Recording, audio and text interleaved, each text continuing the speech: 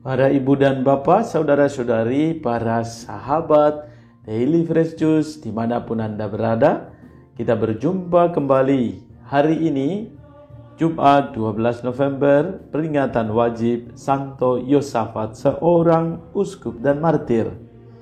Kita bersyukur atas rahmat Tuhan yang Ia limpahkan kepada semua kita sampai saat ini. Mari kita mendengarkan firman Tuhan dari Injil Lukas bab 17 ayat 26 sampai 37. Pada suatu ketika Yesus bersabda kepada murid-muridnya, sebagaimana halnya pada zaman Nuh, demikian pula kelak pada hari Anak Manusia. Pada zaman Nuh itu orang-orang makan dan minum, kawin dan dikawinkan, sampai pada hari Nuh masuk ke dalam bahtera. Lalu datanglah air bah dan membinasakan mereka semua. Demikian pula yang terjadi pada zaman Lot. Mereka makan dan minum, membeli dan menjual, menanam dan membangun, sampai pada hari Lot keluar dari Sodom. Lalu turunlah hujan api dan belerang dari langit dan membinasakan mereka semua. Demikianlah halnya kelak pada hari Anak Manusia menyatakan diri. Pada hari itu, barang siapa sedang ada di peranginan di atas rumah, janganlah ia turun untuk mengambil barang-barang di dalam rumah. Demikian pula yang sedang berada di ladang, janganlah ia pulang. Ingatlah akan istri Lot.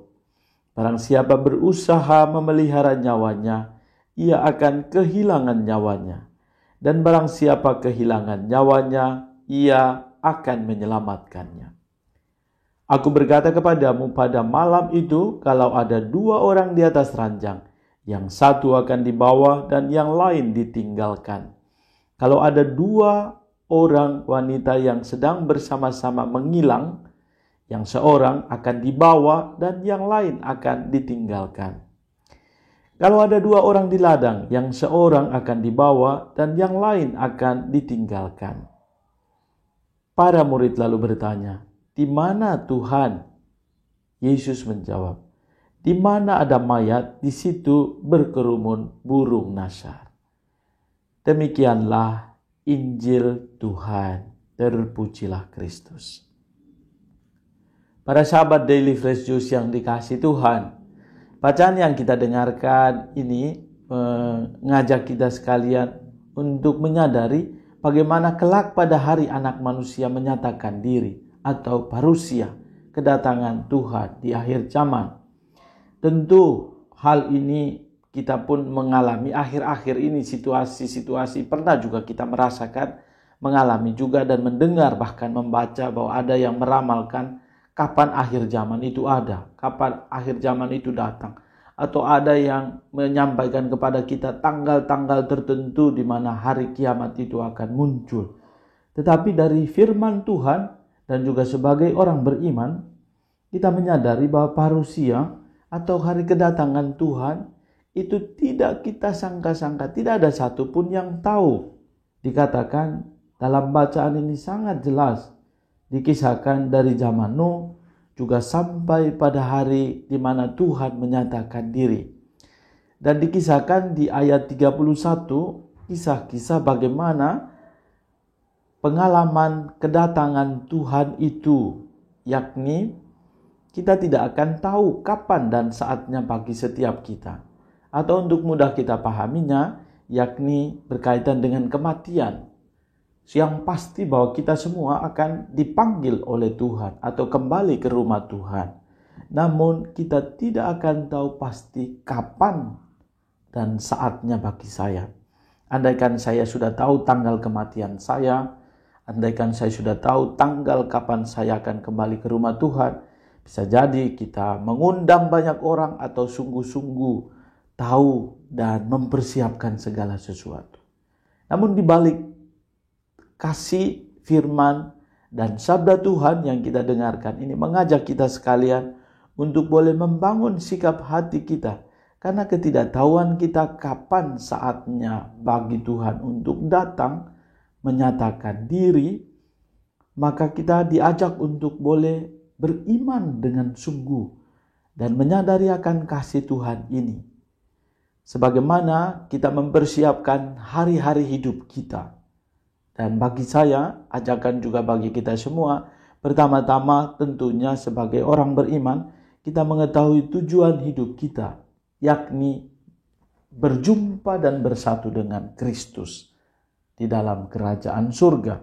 Dan bila tujuan hidup kita jelas, maka hari-hari hidup kita, apa yang kita lakukan, juga menjadi sejalan dengan apa yang kita imani, yakni berjumpa dan boleh mengalami tujuan perjumpaan kita, yakni di dalam kerajaan surga. Dan itu adalah kehendak Tuhan sendiri, anak manusia yang menyatakan diri. Dan kita semua diajak untuk sungguh-sungguh berjaga-jaga. Dikatakan di dalam bacaan yang tadi kita dengarkan, barang siapa berusaha memelihara nyawanya, ia akan kehilangan nyawanya. Dan barang siapa kehilangan nyawanya, ia akan menyelamatkannya. Hari ini pun kita bersyukur, gereja memberikan kepada kita seorang Santo Yosafat, seorang uskup dan martir, yang memberikan nyawa untuk domba-dombanya. Pemberian diri sampai habis untuk membela iman akan Kristus yang ia yakini.